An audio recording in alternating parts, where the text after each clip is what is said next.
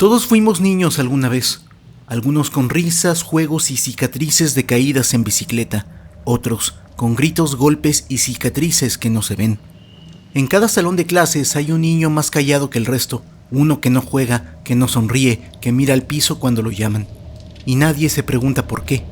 A veces el mal no nace de un ritual satánico ni de una posesión demoníaca, a veces nace en una cuna olvidada.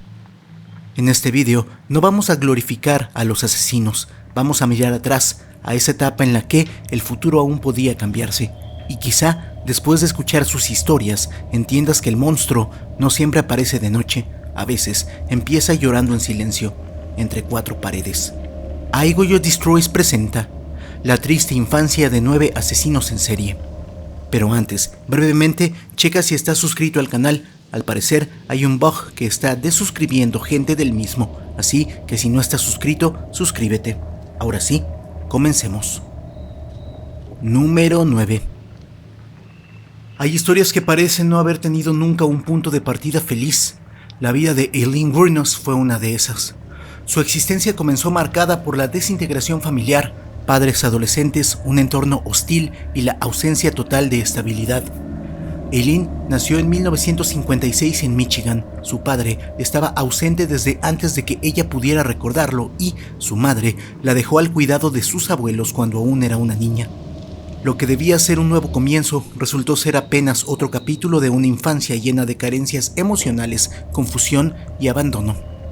Desde muy joven, Aileen aprendió a valerse por sí misma en condiciones poco comunes para una niña de su edad. Comenzó a frecuentar la calle, a establecer relaciones que, aunque parecían otorgarle cierta autonomía, en realidad eran señales de una infancia sin brújula. A los 14 años, pasó por una experiencia que cambió el rumbo de su vida. Tuvo un hijo que fue dado en adopción y poco después fue expulsada de casa. Los años siguientes los pasó sobreviviendo por su cuenta, vagabundeó, conoció a personas que la marcaron y desarrolló una personalidad dura, desconfiada, pero también herida. A pesar de los tropiezos, tenía momentos de lucidez en los que soñaba con una vida distinta, incluso con formar una familia. Pero el peso de una infancia sin raíces fue más fuerte. Años después, su nombre apareció en los titulares como una de las pocas asesinas seriales mujeres de la historia moderna. Sus crímenes, según ella, fueron cometidos en defensa propia, pero su historia se volvió mucho más compleja que cualquier juicio legal. Fue condenada y ejecutada en 2002, dejando atrás más preguntas que respuestas. ¿Qué hubiera pasado si alguien hubiera intervenido en su infancia? Si hubiera tenido una red de apoyo. ¿Se nace con el destino sellado o se escribe con cada abandono? Aileen Wuornos no es un personaje fácil de entender, pero su historia nos recuerda que, muchas veces, las señales de una vida rota están ahí desde el principio, solo que nadie las ve. Número 8. Antes de que el mundo lo conociera como el acosador nocturno, Richard Ramírez fue simplemente un niño callado que miraba demasiado fijamente, uno de esos niños que parecen siempre estar escuchando algo que nadie más puede oír. Nació en El Paso, Texas en 1960, en una familia numerosa y con poco dinero. Su padre era estricto, con un temperamento explosivo. Aunque Richard no hablaba mucho, era observador, y esas observaciones pronto se convirtieron en obsesiones. Pero lo que realmente marcó su vida fue la influencia de su primo mayor, un veterano de guerra que regresó de Vietnam con más cicatrices internas que medallas. Richard pasaba horas escuchando contar historias de combate y otras historias que no parecían sacadas de ningún campo de batalla, sino de una mente profundamente dañada. Lo que para cualquier niño hubiera sido perturbador, para Richard parecía fascinante. A los 12 años presenció un acto de violencia que cualquier otro hubiera bloqueado de su memoria, pero él no lo bloqueó, lo absorbió y ese fue el punto de no retorno. Con el paso del tiempo, Richard se alejó de la escuela, comenzó a vagar por las calles y desarrolló una fijación por todo lo que tuviera que ver con la oscuridad, ocultismo, películas de horror, rituales. Parecía más cómodo en la noche que en el día. Cuando llegó a Los Ángeles en la década de los 80, era un joven solitario, desconectado de cualquier noción de empatía, y ahí, en la ciudad de las luces, comenzó una serie de crímenes que lo convertirían en uno de los asesinos más temidos de Estados Unidos. Entraba a casas mientras sus víctimas dormían, y como en su infancia, parecía que solo él oía voces que nadie más escuchaba. Fue capturado en 1985 y condenado por múltiples asesinatos. Su mirada en la corte no era la de alguien arrepentido, sino la de alguien que seguía viviendo en otro plano. Richard Ramírez murió en prisión en 2013. Nunca pidió perdón, nunca explicó nada, pero quienes estudiaron su caso coinciden en algo. Muchas de las respuestas estaban en su infancia, en ese niño que creció rodeado de violencia, sin contención emocional y que confundió lo terrible con lo fascinante. Porque a veces el verdadero crimen no ocurre cuando alguien asesina, sino mucho antes, cuando a un niño le roban la posibilidad de ser otra cosa. Número 7. En un rincón rural de Wisconsin, a inicios del siglo XX, nació un niño que pasaría a la historia no por lo que vivió, sino por lo que guardó en su sótano. Pero antes de que el nombre de Ed Gein se volviera sinónimo de horror, fue simplemente Edward, el hijo menor de una familia marcada por el aislamiento y el miedo. Desde pequeño, Ed fue criado casi como si el mundo exterior no existiera. Su madre, Augusta, era una mujer profundamente religiosa, pero no en el sentido reconfortante. Su visión del mundo era apocalíptica, plagada de pecado, castigo y condena. Para ella, las mujeres, todas excepto ella misma, eran instrumentos del diablo, y los hombres, criaturas débiles fácilmente corrompibles. Ed y su hermano George no iban a la escuela como los demás. Iban, sí, pero sin convivir, sin amigos, sin juegos. Cuando regresaban a su casa, su madre los recibía con sermones en lugar de abrazos. Les leía pasajes del Antiguo Testamento como si fueran cuentos para dormir y no historias de castigos divinos y sangre. Ed creció tímido, retraído, con dificultades para hablar y con una dependencia enfermiza hacia su madre. Ella era su única guía, su única amiga, su única realidad, y eso funcionó, o al menos se mantuvo bajo control, hasta que ella murió. Fue entonces cuando Ed se quedó solo, de verdad, y con la soledad llegaron las voces. La casa se convirtió en su templo y su prisión, selló el cuarto de su madre para que quedara intacto y comenzó a llenar el resto con objetos que no eran suyos, ni debían estar ahí. Sus crímenes no fueron numerosos, pero fueron tan extraños, tan macabros, que inspiraron personajes ficticios como Norman Bates, Leatherface y Buffalo Bill. Pero la policía entró a su casa en 1957. Lo que encontraron no parecía humano, pero Ed, en su mente, no creía estar haciendo daño. Decía que solo quería que su madre volviera. Fue declarado mentalmente incompetente y pasó el resto de su vida en un hospital psiquiátrico. Murió en 1984 sin haber mostrado nunca verdadera malicia, pero tampoco remordimiento. Su historia plantea una de las preguntas más incómodas de todas. ¿Qué pasa cuando una infancia no tiene contacto con el mundo, ni con el amor, ni con la realidad? ¿Y si un monstruo es solo alguien que jamás aprendió a ser humano? Número 6. Cuando se menciona a Jeffrey Dahmer, lo primero que viene a la mente son titulares escalofriantes y documentales con advertencias, pero mucho antes de ser el carnicero de Milwaukee, Dahmer fue un niño rubio, de sonrisa tímida, que pasaba horas observando, sin decir nada. Nació en 1960 en un hogar donde la aparente normalidad escondía un silencio denso. Su padre era un químico que pasaba largas horas fuera de casa. Su madre, una mujer con frecuentes crisis de ansiedad y depresión. En medio de esa tensión constante, Jeffrey se convirtió en un espectador de su propia vida. Desde muy pequeño desarrolló una fascinación que pocos entendieron: los huesos. Le gustaban los sonidos que hacían, su forma, su estructura. Cuando encontraba animales muertos no huía, los recogía, los abría, los estudiaba. Según él, era simple curiosidad científica, pero no lo compartía con nadie, porque sabía que nadie lo entendería. Durante su infancia, su timidez se fue convirtiendo en aislamiento. En la escuela era considerado raro, no agresivo, no problemático, solo ajeno, como si su mente estuviera siempre en otro lugar.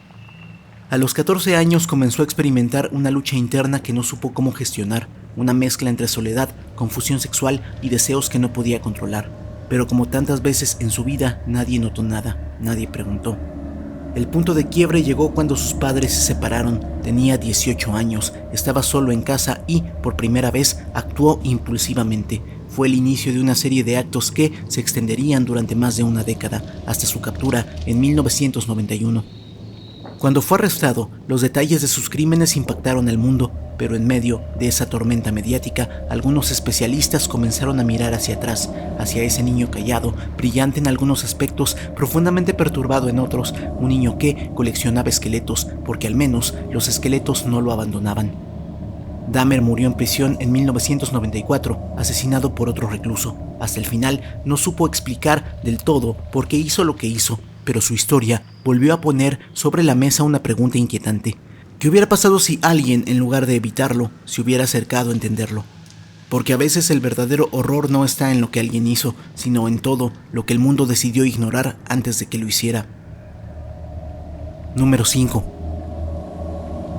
La mayoría de las niñas de 11 años juegan con muñecas, inventan coreografías en la sala y sueñan con lo que serán de grandes. Pero en Newcastle, Inglaterra, en 1968, una niña de 11 años hizo algo que heló la sangre de todo un país. Mató a otro niño, y luego a otro. Su nombre era Maribel, una pequeña de rostro angelical, voz dulce y mirada difícil de leer. No parecía violenta, tampoco particularmente problemática, pero bajo esa apariencia tranquila se escondía una historia demasiado oscura para una niña tan pequeña. Mary nació en 1957 en una familia marcada por el caos. Su madre era una mujer inestable que entraba y salía del hogar por largos periodos y su padre, o el hombre que ella creía que era su padre, tenía una relación más distante que afectuosa. Su infancia transcurrió entre gritos, puertas cerradas y demasiadas visitas de desconocidos. Desde muy temprana edad, Mary mostró una madurez extraña, casi antinatural. Hacía preguntas inquietantes, observaba a otros niños con una mezcla de curiosidad y desapego. Tenía comportamientos agresivos, sí, pero eran vistos como berrinches más que como señales. El primer crimen ocurrió un día antes de su cumpleaños número 11. Un niño de 4 años fue encontrado sin vida. La policía no sospechó de Mary. ¿Cómo iban a hacerlo? ¿Quién mira a una niña y ve a un asesino? Pero semanas después, otro niño fue encontrado en circunstancias similares. Esta vez, el rompecabezas encajó y, para sorpresa de todos, Mary no solo confesó, parecía no entender del todo la gravedad de sus actos, o tal vez sí la entendía, pero no la sentía. Durante el juicio se revelaron detalles que hicieron que el caso pasara de escándalo a tragedia. La niña, que había quitado vidas, había crecido sin una que se pudiera llamar suya. El tribunal no la consideró un monstruo, sino una víctima convertida en victimaria. Fue condenada a prisión, pero con posibilidad de rehabilitación. Maribel salió en libertad a los 23 años. Hoy vive bajo una identidad protegida y se ha mantenido fuera del ojo público. Su caso sigue siendo un recordatorio incómodo de que, a veces, el mal no llega con una máscara, sino con coletas y uniforme escolar. Y nos obliga a preguntarnos cuántas veces hemos ignorado una señal solo porque venía de alguien que apenas sabía multiplicar. Aquí voy a hacer un breve paréntesis saliéndome del guión. Yo no creo en la reinserción social. Yo creo que la gente mala es mala y nunca va a cambiar. Número 4. Si alguna vez hubo un asesino que desafiara la imagen clásica del monstruo, fue él. Ted Bundy no era un desconocido en callejones oscuros. Era un estudiante destacado, carismático, incluso encantador. Tenía una sonrisa de actor y una manera de hablar que seducía, pero como todo buen ilusionista, lo suyo era el engaño, y ese acto empezó en casa. Nació en 1946 en Vermont, pero desde el principio su vida fue una farsa cuidadosamente montada. Su madre tenía apenas 22 años cuando lo tuvo y por miedo al escándalo y a las duras normas sociales de la época decidió presentarlo en el mundo no como su hijo, sino como su hermano menor. Así, Ted creció creyendo que su madre era su hermana y que sus abuelos eran sus verdaderos padres. Una mentira sostenida por años, una mentira que, cuando se rompió, dejó una grieta profunda en su identidad. Pero esa no era la única tensión en su infancia. Su abuelo, la figura masculina que lo crió, era autoritario, impredecible. En la escuela, Ted no destacaba por problemas académicos, sino por un sentido de inferioridad que disimulaba con una necesidad desesperada de aprobación. Quería ser especial, necesitaba serlo. Durante su adolescencia, esa necesidad se convirtió en ambición y la ambición en obsesión. Quería el control total sobre su entorno y sobre las personas. En la universidad empezó a moldear su imagen, elegante, educado, amable, pero detrás del telón su mente ya no era tan ordenada. Empezó a desarrollar fantasías de poder, de dominación y en algún punto cruzó la línea. En los años 70 comenzó una serie de crímenes que conmocionaron a Estados Unidos. El contraste era brutal. Mientras sus compañeros de trabajo lo consideraban un joven prometedor, él viajaba entre estados secuestrando y asesinando mujeres. Cuando fue arrestado, su caso se convirtió en un espectáculo mediático, pero ni los titulares, ni los documentales, ni sus propias confesiones lograron responder una sola pregunta: ¿cuándo empezó a desmoronarse Ted Bundy? Quizá fue el día en el que supo que su madre le había mentido, o el día en el que entendió que todo era una actuación, o tal vez, como algunos expertos creen, ya llevaba algo roto desde antes. Ted Bundy fue ejecutado en 1989 y aún hoy su historia se estudia no solo por lo que hizo, sino por la máscara que usó para ocultarlo. Porque si hay algo que su infancia nos recuerda es que no todos los asesinos gritan desde niños, algunos simplemente sonríen. Número 3. Colombia, años 60. Un país marcado por la desigualdad, la violencia política y la pobreza extrema. En ese escenario nace un niño llamado Luis Alfredo Garavito, un niño que pasaría los primeros años de su vida tratando de hacerse ver, sin éxito. Era el mayor de varios hermanos, en una familia que apenas sobrevivía día a día. Su padre era alcohólico, autoritario y violento. Su madre, ausente emocionalmente y muchas veces también físicamente. Luis Alfredo no creció con juegos, ni escuela regular, ni afecto. Creció entre gritos, trabajos forzados desde muy chico y un entorno donde las emociones, incluso las más básicas, parecían estar prohibidas.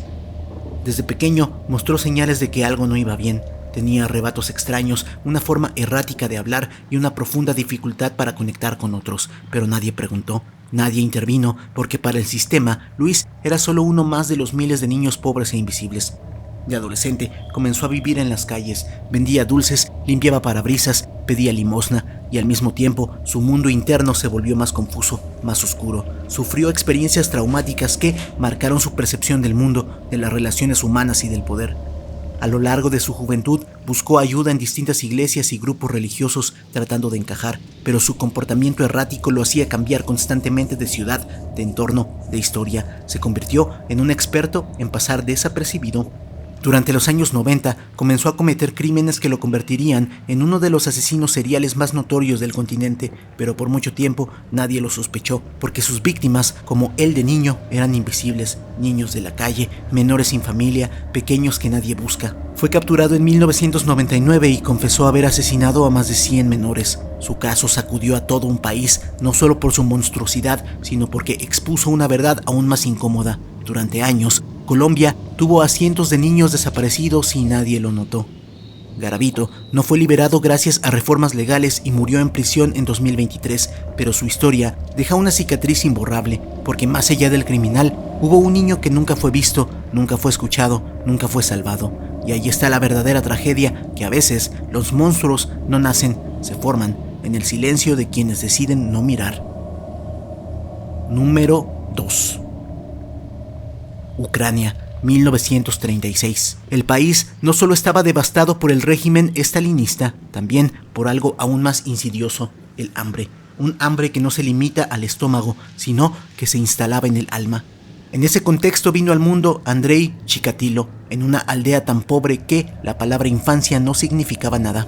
Desde sus primeros años, su vida fue una colección de carencias, sin comida suficiente, sin atención médica, sin educación estable, sin afecto. Durante el Holodomor, la gran hambruna soviética, circulaban rumores de canibalismo entre aldeanos desesperados. Años después, Chikatilo afirmaría que su propio hermano mayor había sido secuestrado y devorado.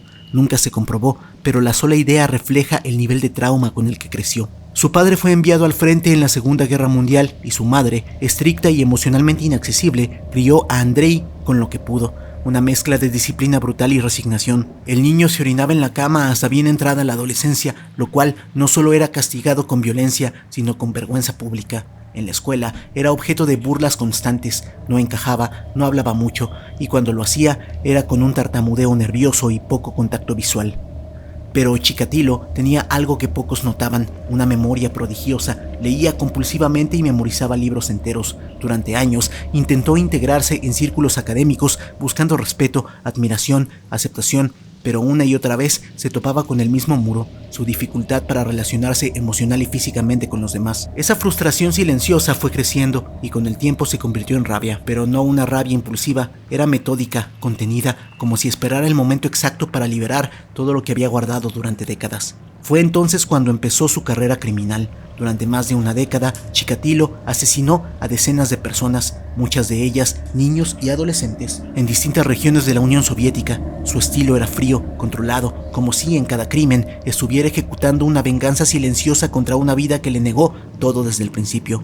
Fue arrestado en 1990 y ejecutado en 1994, pero aún hoy, en los archivos de la criminología, su nombre aparece con una incómoda nota al pie, producto de una infancia sin afecto, sin estabilidad y sin humanidad. Andrei Chikatilo no nació monstruo, nació en un lugar donde sobrevivir ya era una rareza, pero sobrevivir sin amor, sin contención, sin guía, a veces transforma a las personas en lo que más temían. Número 1. En otra época, quizá lo habrían llamado simplemente raro. En la Nueva York de finales del siglo XIX, donde las calles estaban llenas de humo, caballos y pobreza, Albert Fish era apenas otro niño con ojos muy abiertos y una expresión que parecía no cambiar nunca. Pero dentro de él algo se estaba gestando, algo que el mundo no estaba listo para enfrentar. Nació en 1870 en el seno de una familia con un historial psiquiátrico tan largo como preocupante. Su padre tenía más de 70 años al momento de su nacimiento y murió cuando Albert apenas tenía 5. Su madre, incapaz de criarlo sola, lo entregó a un orfanato. Fue ahí donde su historia dejó de ser simplemente triste y comenzó a volverse oscura. En ese lugar, Albert fue víctima de constantes maltratos, pero no solo eso, fue también donde empezó a asociar el castigo con algo más que dolor. Empezó a disfrutarlo. Mientras otros niños lloraban, él sonreía, y ese cambio tan pequeño, tan inquietante, marcó el inicio de una vida completamente fuera de lo común. A los 9 años fue devuelto a su madre, pero el daño ya estaba hecho. Aislado, reservado, con una imaginación inquieta, empezó a desarrollar fantasías que nadie entendía y que él mismo no sabía explicar. Durante su adolescencia, sus intereses se volvieron más inusuales: autosacrificio, dolor, obsesiones religiosas mezcladas con impulsos incontrolables. Aparentemente llevaba una vida normal, trabajaba como pintor, tuvo esposa e hijos, pero detrás de esa fachada cotidiana llevaba una doble vida llena de secretos macabros. Su conducta fue volviéndose cada vez más errática y con el tiempo cruzó las líneas que lo separarían para siempre de cualquier noción de cordura o de humanidad. Albert Fish fue arrestado en 1934 tras cometer crímenes que dejaron perplejas incluso a las autoridades más endurecidas. En el juicio, los psiquiatras no encontraban forma de clasificarlo. Era como si todos los diagnósticos posibles se mezclaran en uno solo. Fue ejecutado en 1936 y se dice que sus últimas palabras fueron tan perturbadoras que ni el verdugo quiso repetirlas. Pero, si dejó algo claro su historia, es esto. Cuando un niño crece entre el dolor y la soledad, sin amor, sin protección, sin guía, puede aprender a ver el horror no como una pesadilla, sino como una forma de vida. Y ahí, en esa distorsión temprana, nace algo mucho más aterrador que un monstruo, un ser humano que olvidó cómo serlo. ¿Se nace siendo asesino o la vida te moldea así? Hoy conocimos 9 infancias marcadas por la oscuridad, por la indiferencia y por la violencia que otros sembraron primero. Quizás el verdadero origen del mal esté más cerca de lo que creemos, en una casa, en una escuela, en una historia que nunca fue contada. En ese niño berrinchudo que escuchas por las tardes a 3 cuadras de tu casa. ¿Y tú cuántas señales has ignorado sin darte cuenta? La palabra clave va a ser el caso que más te perturbó y los primeros 9 comentarios que me digan de qué otro asesino quieren que hable en esta serie que vamos a empezar de infancias de asesinos en serie van a ser los que van a ganar. Así que si tú tienes uno en mente, ponlo, ¿vale? Si el video te gustó, dale like, compártelo, suscríbete, sígueme en mis redes sociales, las puedes ver en pantalla y las encuentras en la descripción. Apoya el canal para aparecer aquí al finalizar los videos. Por mi parte, todo sería todo. Yo soy I Go You Destroys, tengo los mejores seguidores del mundo, son ustedes. Muchas gracias. Pum, pum.